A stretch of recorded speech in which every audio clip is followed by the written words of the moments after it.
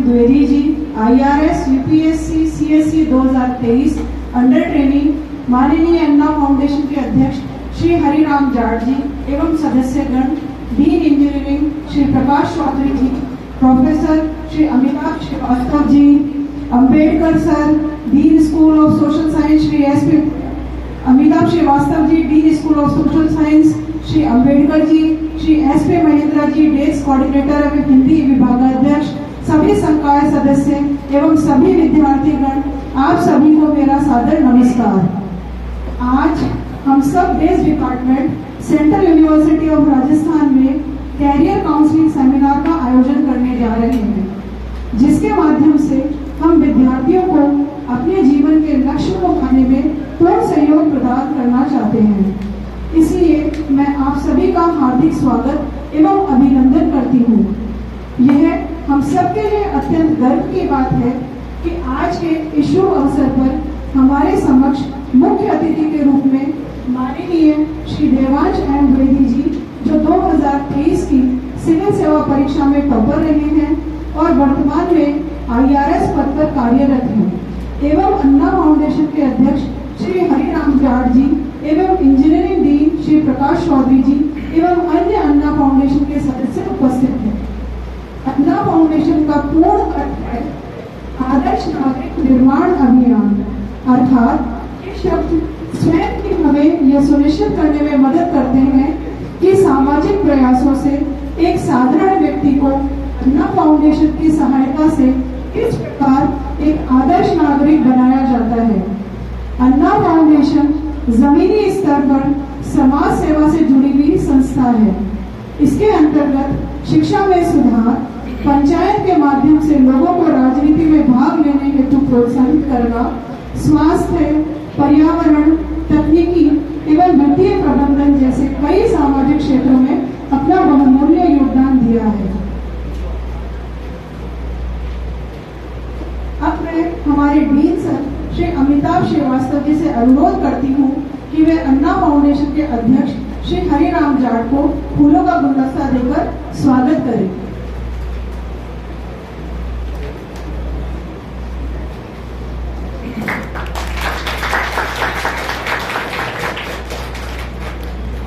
अब मैं सर श्री महेंद्र जी को आमंत्रित कर अनुरोध करती हूँ कि वे हमारे मुख्य अतिथि श्री देवांश एम द्विवेदी जी का फूलों के गुलदस्ता देकर स्वागत करें।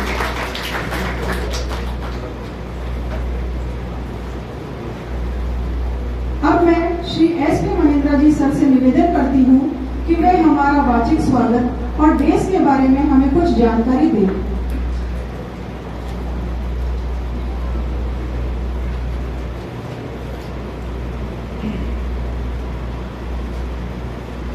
नमस्कार, आवाज आ रही है पीछे तक?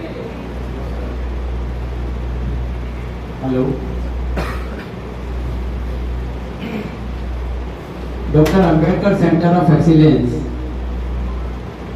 के तत्वाधान में ये जो कार्यक्रम आयोजित किया जा रहा है, ये अन्ना फाउंडेशन और हिंदी विभाग का एक ज्वाइंट वेंचर कार्यक्रम है। मित्रों, जिंदगी में कुछ बनने के लिए संघर्ष पहली सीढ़ी होती है, और जब हम संघर्ष शुरू करते हैं तो बहुत सारी समस्याएं हमारे सामने आती है और बहुत सारे रास्ते भी हमारे सामने आते हैं।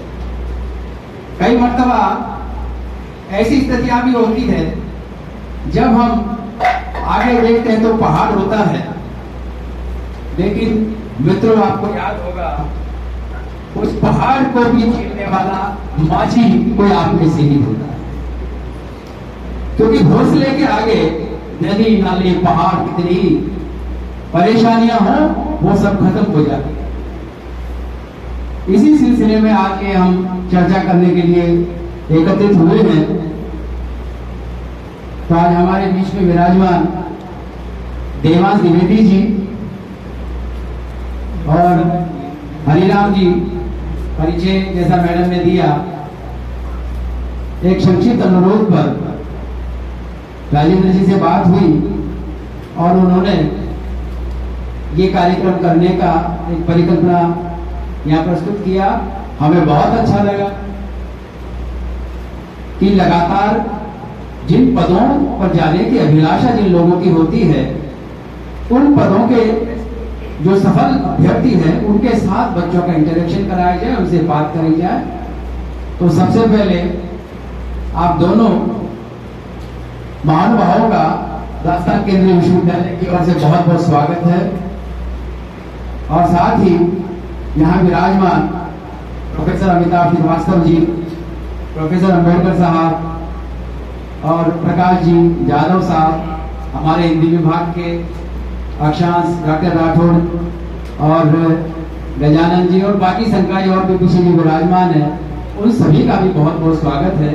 और विद्यार्थी जिनके लिए ये सब कुछ संजोया गया है, क्योंकि कभी कुआं प्यासे के पास जाता है और कभी प्यासा कुएं के पास आता है, तो आप ये समझिए कि प्यासे के पास खुद कुआं चल के आता है तो वो प्रतिभावना और वो प्रतिफलन यहाँ पर देखने को मिलता है। मित्रों, मिटा दे अपनी हस्ती को अगर कुछ मर्तबा चाहे, खाक में मिलकर ही दाना गुले गुलजार होता है। आप लोग देख रहे होंगे, एक 20-25 साल का युवा आप लोगों के बीच में बैठा हुआ है, पर इनके पीछे कि वो अनवरत चलने का संघर्ष वाला कि क्या क्या इन्होंने उस समय छोड़ा होगा, क्या क्या त्याग किया होगा और किस किस तरीके के मनोभावन चीजों को छोड़ते हुए, संघर्ष करते हुए, तैयारी करते हुए अपने लक्ष्य को प्राप्त किया होगा। क्योंकि निश्चित रूप से जब हम किसी बड़े लक्ष्य की ओर आगे बढ़ते हैं तो उसके समानांतर बहुत लुभावनी चीजें हमारे साथ चलती हैं, और उन लुभावनी चीजों से बच करके हम आगे निकल जाए तो हमारी मंजिल हमें आसानी से मिल जाती है, और यदि हम बच करके नहीं निकल पाते हैं तो हमारी मंजिल हमें नहीं मिल पाती है। विश्वविद्यालय में जब आप लोग आते हैं तो पहले दिन से यहाँ वहाँ सब जगह देखते हैं, सारी चीजों का विश्लेषण करते हैं, तो कुछ लोग मोहब्बत के कारवां में इधर उधर बहक जाते हैं, कुछ किताबों से यारी कर बैठते हैं, और किताबों से की हुई यारी कभी दगा नहीं देती। और जिंदगी में आगे सफल वही होता है जो अपने लक्ष्य की प्राप्ति के लिए साधन और साध्य दोनों पर पूर्णता केंद्रित होकर के कार्य करने का प्रयास करता है। और फिर उसमें यदि सरकार का सहयोग मिलने लगे तो ऐसे में हर श्रेणी के बच्चे भी आगे बढ़ने का प्रयास करते हैं। डॉक्टर अंबेडकर फाउंडेशन दिल्ली, जो कि समाज कल्याण एवं अधिकारिता विभाग के द्वारा संचालित है, और उसी के द्वारा यह योजना संचालित की जा रही है। इस योजना के संचालन में सरकार के द्वारा आर्थिक सहयोग इसलिए प्राप्त किया जाता है कि दूर दराज के क्षेत्र में जहां पर शिक्षा का वह स्तर तक का आधुनिकीकरण या उस तरीके के संसाधन उपलब्ध नहीं है जो किसी शहर में प्राप्त होते हैं, वो सब चीजें वहां उपलब्ध कराने के लिए, और विशेष तौर से उन समुदाय के लिए जिनके लिए ये सब सपने जैसा होता है, इसके लिए सरकार की जो ये फ्लैगशिप योजना है उसको यहाँ क्रियान्वित किया जा रहा है। इसमें हमारे माननीय कुलपति महोदय का नेतृत्व और उनकी दिशा हमें लगातार मिलती रहती है। उन्हीं के द्वारा हम लगातार ऐसे कार्यक्रमों को संचालित करने का प्रयास करते रहते हैं। तो आज हम किस तरीके से अपने कैरियर को सिविल सर्विसेज के रूप में चुन सकते हैं, या फिर सिविल सर्विसेज में किस तरह की तैयारी अपेक्षा रखती है, किस तरीके से हम आगे बढ़ सकते हैं, इन सब चीजों पर हमारे मित्र आप लोगों का मार्गदर्शन करेंगे। इस 2 साल से जो ये हमारा कार्यक्रम चल रहा है देवी जी, उसमें हम लोग वरिष्ठ जनों का सहयोग भी प्राप्त करते आ रहे हैं। विश्वविद्यालय के जो ये सीनियर फेलो हमें मिल रहे हैं, इनसे हम एक शोध पर जानकारियां भी बच्चों को उपलब्ध कराते रहते हैं। और यूपीएससी के पूर्व अध्यक्ष डीपी अग्रवाल साहब को भी हमने याद किया है, वो भी आके गए हैं। यहाँ पर बीएम शर्मा जी जो आरपीएससी के अध्यक्ष रहे हैं, वो भी आगे गए हैं। ऐसे कई लोग जो इस प्रोफेशन के हैं और कई लोग जो अकेडमिशियन हैं, उन सबको भी याद करते रहते हैं। कोशिश की जाती है कि 1 से 2 महीने में कोई इस तरह की व्यवस्था हम करें जिससे इन बच्चों की डिस्चार्ज होती बेटर को पुनर्जीवन प्राप्त हो जाए। क्योंकि बीच में कोई 1 महीने तक चार्ज हो जाता है, कोई 2 महीने तक चार्ज हो जाता है, और फिर बाद में हम किसी को याद करते हैं तो फिर बूस्ट एनर्जी के साथ वापस काम शुरू हो जाता है। इसी श्रृंखला में ये जो व्याख्यानमाला आयोजित कर रहे हैं उसमें बेहतरीन फायदा मिले, बहुत कुछ अपन अच्छा सीखें, और बहुत कुछ अच्छा सीखने के बाद उसे परिणाम में परिणत भी करें, ये भी बड़ा कार्य होता है। क्योंकि कई मर्तबा जो शोधार्थी होते हैं उन्हें उस विषय का इतना ज्ञान होता है कि वो उनके संक्षिप्तीकरण करने का या प्रस्तुतिकरण करने में अपने आप को असमर्थ पाते हैं, क्योंकि बहुत ज़्यादा चीज़ें हो जाती है दिमाग में, उसे कंक्लूड करना भी उतना ही महत्वपूर्ण है। और यूपीएससी में कभी जो यूपीएससी के अभ्यर्थी हम लोग थे तो हमने यही सीखा उस समय कि यूपीएससी में आसान सिलेक्शन वही करा पाता है जिसे ये पता है कि क्या क्या नहीं पढ़ना है, क्योंकि ये जब तय कर लेता है आदमी तो फिर वो सिलेक्शन के नजदीक पहुंच जाता है। नहीं तो शोध की तरह आप एक ही विषय पर खूब सारा पढ़ते रहिए, कैसे भी करते रहे, लेकिन इच्छित परिणाम प्राप्त नहीं हो पाते। तो ऐसे में किस किस तरीके की स्ट्रेटेजी अपने को अपनानी चाहिए, इन सब पर द्विवेदी जी आप लोगों का मार्गदर्शन करेंगे। और आप सभी यहाँ पर आप एकत्रित हुए और विशेष तौर से दिल्ली से यात्रा करके इतने गर्मी में स्ट्रगल के साथ साथ आप पधारे, इसके लिए वापस आपका बहुत बहुत स्वागत। और फिर कभी हम याद करें तो ऐसा ही हमें सहयोग मिलता रहेगा, ये हमसे आपसे अपेक्षा है। बहुत बहुत धन्यवाद।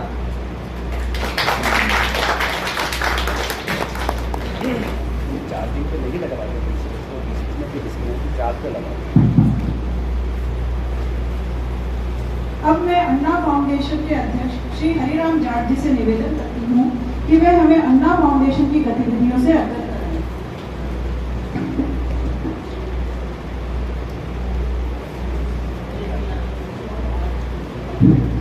Thank you ma'am, thank you sir, thank you central university. पीछे वालों को सुनाई दे रहा है क्या? आवाज आ रही है?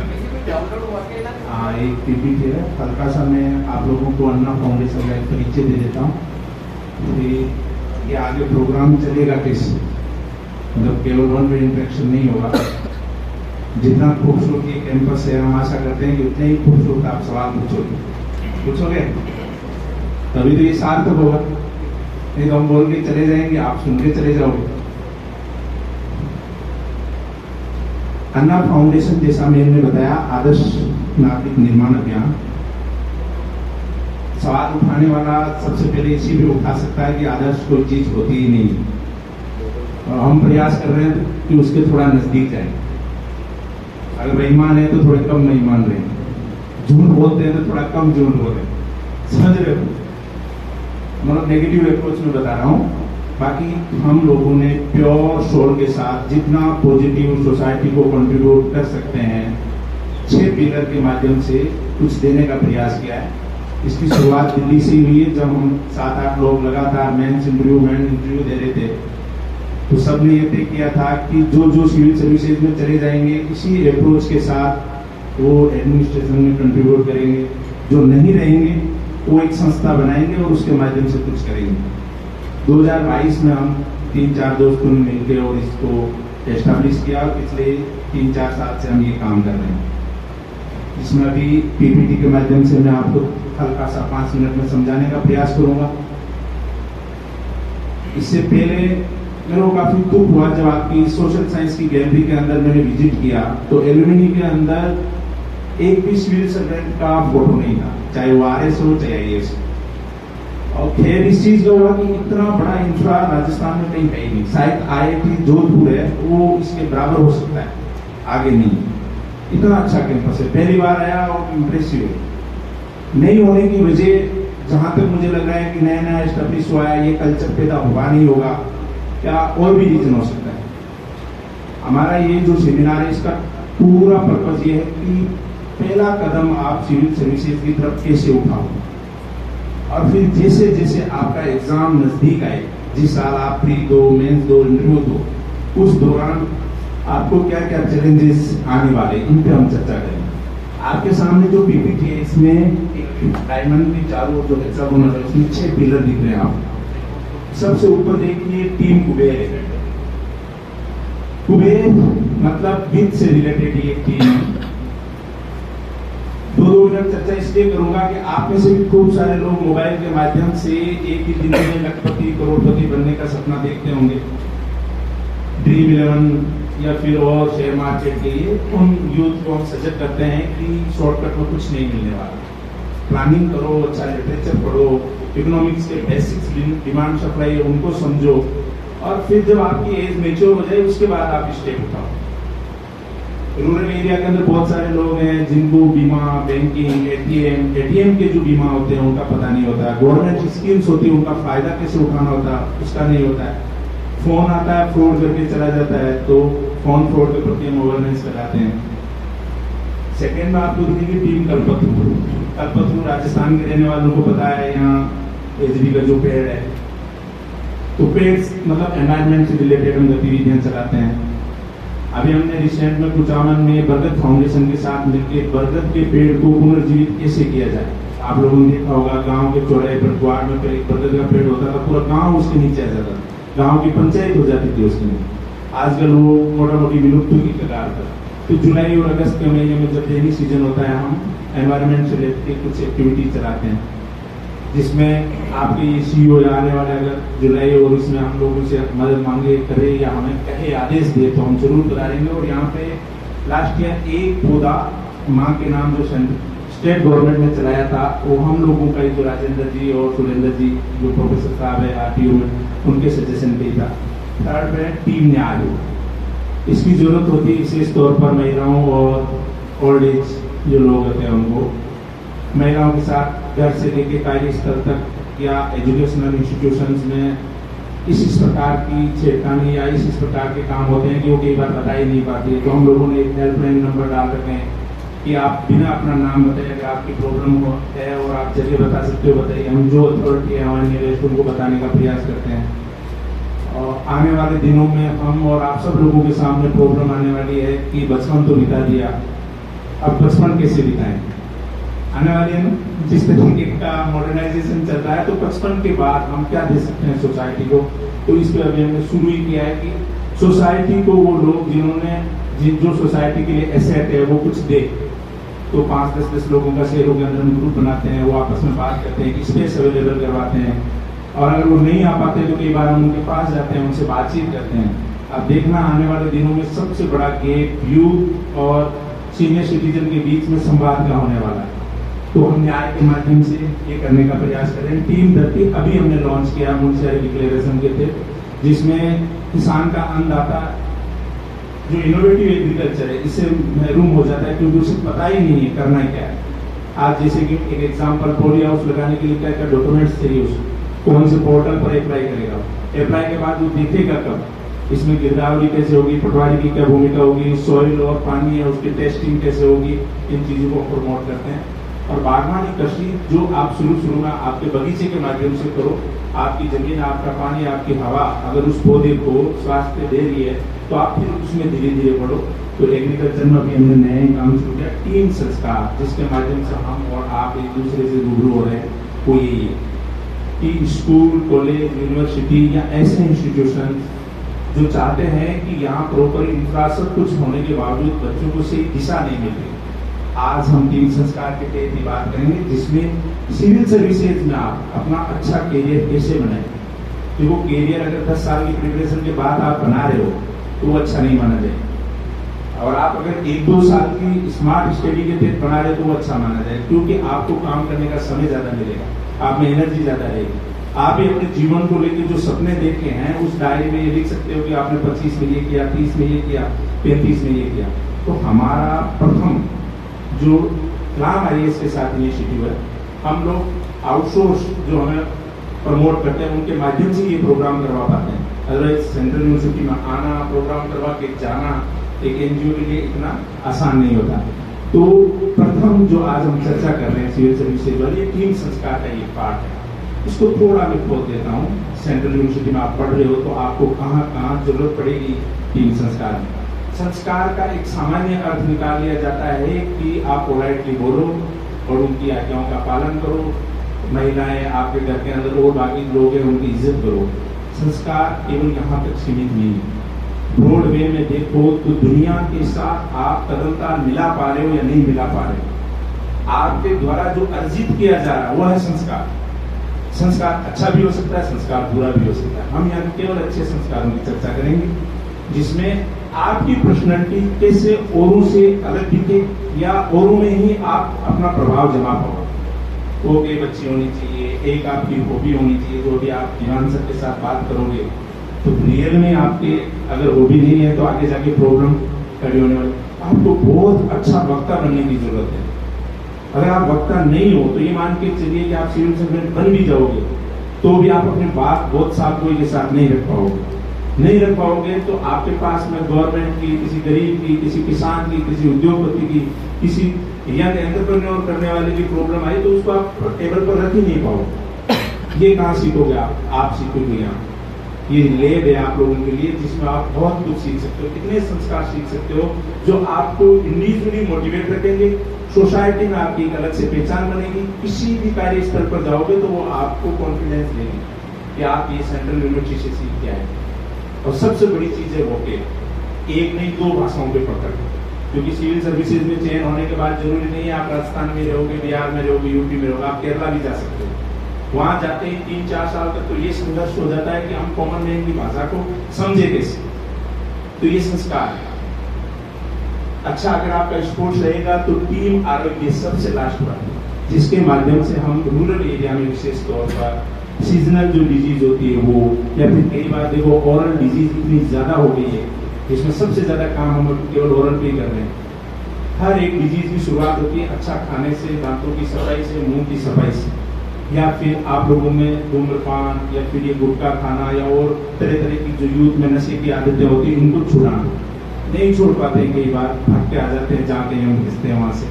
लेकिन फिर भी हमारा काम है कि अगर शो के सामने हमने कोई अच्छा विचार रखा, एक नहीं मान लिया तो हम सफल हो गए। क्योंकि जिसके जीवन में बदलाव आया वो 10 जगह कहेगा, और जिसके जीवन में बदलाव आया उसकी बात मानेंगे। तो ये टीम आरोग्य का काम है। ये 6 पिलर है हमारे, उनमें से एक पिलर टीम संस्कार आपके सामने लेके आए हैं।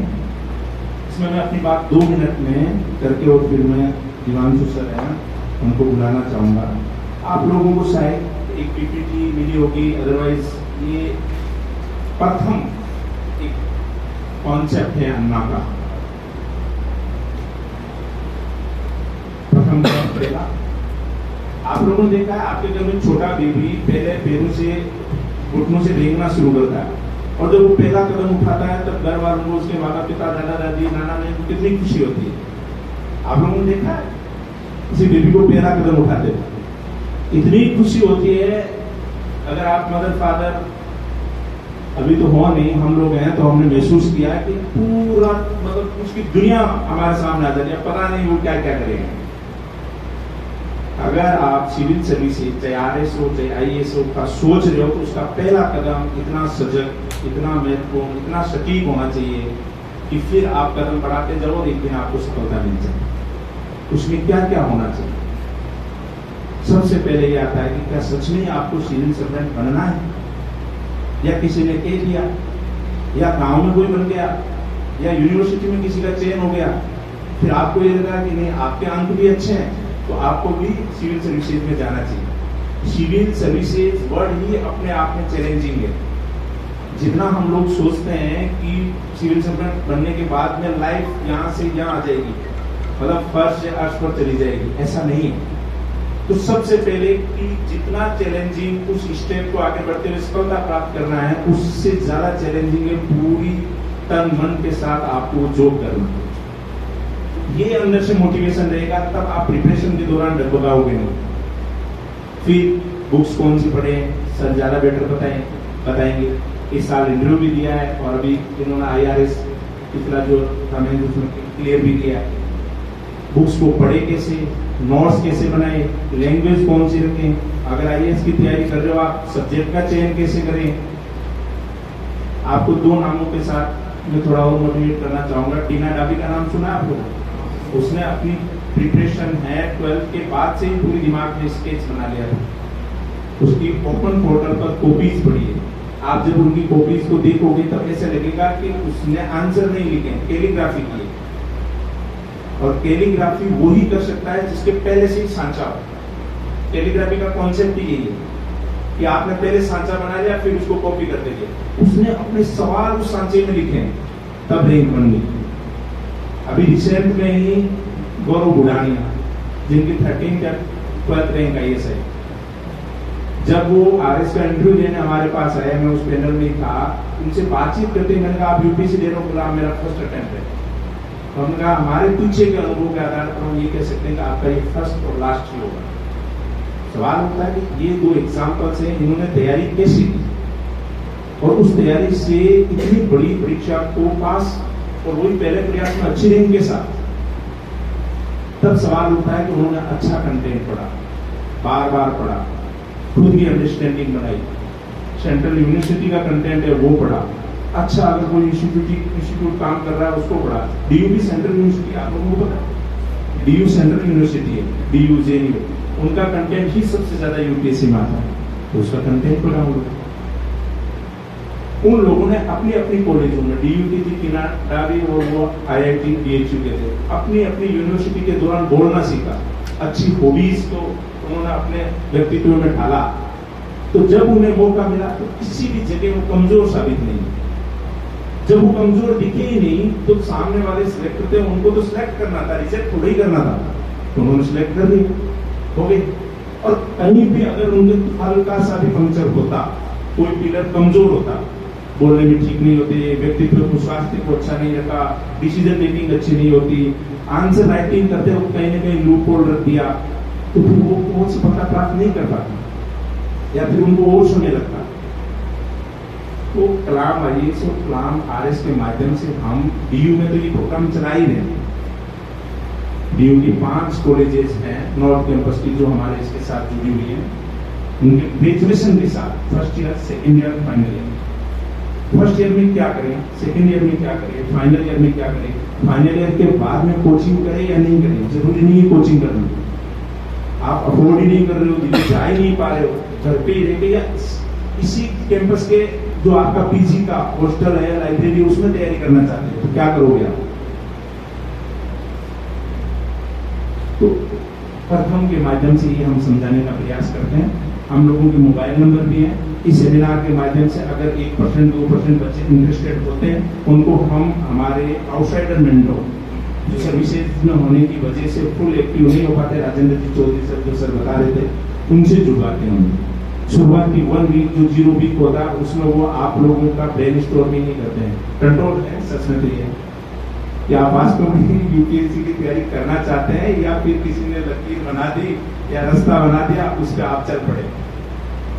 तो आज अम्बेडकर सेंटर ऑफ एक्सीलेंस में हमारा इतना होने की वजह यही है कि हम अपने जीवन में सिविल सर्विसेज को एक्सीलेंस के साथ कैसे पास करें।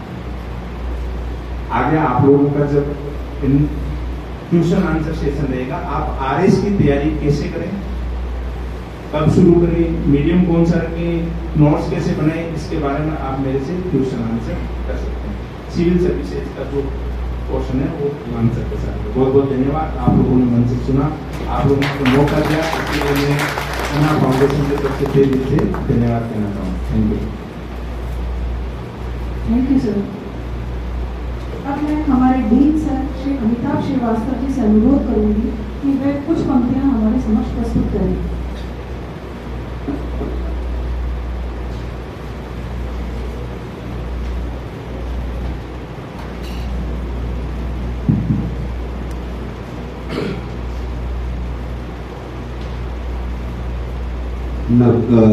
नवनियुक्त आईएएस अधिकारी श्री दिवाश जी, अन्ना फाउंडेशन के प्रमुख श्री हरिराम जी, देश के कर्ता हमारे मित्र Mittar ji, professor Ambedkar sir, professor Jadhav sir, Akshansh ji, Ravi ji, ममता जी, पीछे बैठे में हमारे मित्र